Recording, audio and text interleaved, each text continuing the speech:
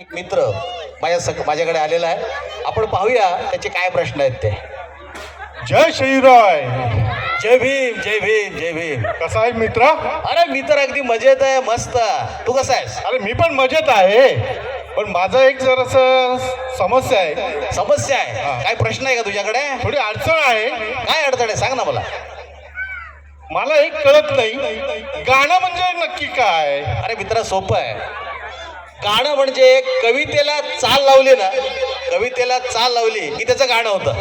आणि कविता म्हणजे काय? शाबास, तू फार चांगला प्रश्न विचारलाय. कविता म्हणजे काय? भावनेचा उद्रेक, भावनेचा उद्रेक शब्दामध्ये मांडला की त्याला कविता असं म्हणतात. भावनेचा उद्रेक कविते शब्दामध्ये मांडला की त्याला कविता असं म्हणतात. म्हणजे माझ्या काय लक्षात आलं नाही बुवा. हे बघ, प्रत्येक, तू गाणं म्हणतोस का? होय होय, गाणं म्हणतो की मी.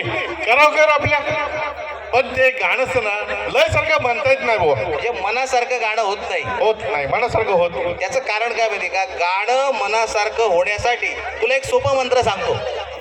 जे गाणं आपल्याला म्हणायचंय ना ते 50 वेळा ऐकायचं.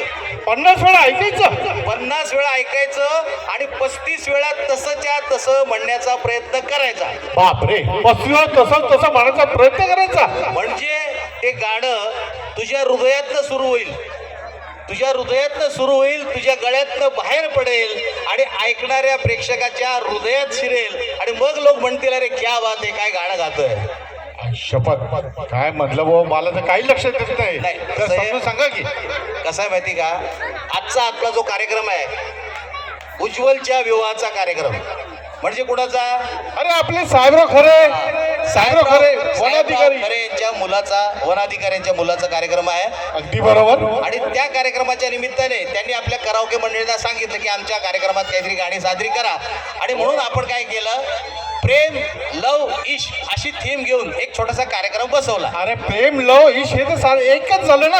अरे मित्रा, वरवर पाहिलं ना तर हे 3 समानार्थी शब्द वाटतात, पण खोलवर जर तू गेलास ना तर तुला या शब्दाचा अर्थ कळेल. खोलवर किती जायचं? खोलवर किती जायचं? खोलवर तिथपर्यंत जायचं जोपर्यंत तुझ्या हाताला काही लागत नाही तोपर्यंत जायचं. आणि एकदा तू खोलवर गेलास की तुला जीवनाचं संगीत कळायला लागेल. बापरे, ते लय अवघड आहे भाऊ. अवघड काही नाही मित्रा.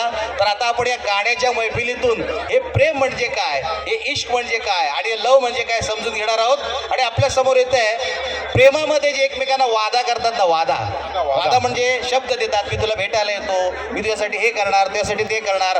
असा कितना प्यारा वादा है हे गाणं घेऊन येत आहेत माळी आणि अनुषा. या माळी अनुषा, आपण आपल्या गाण्याच्या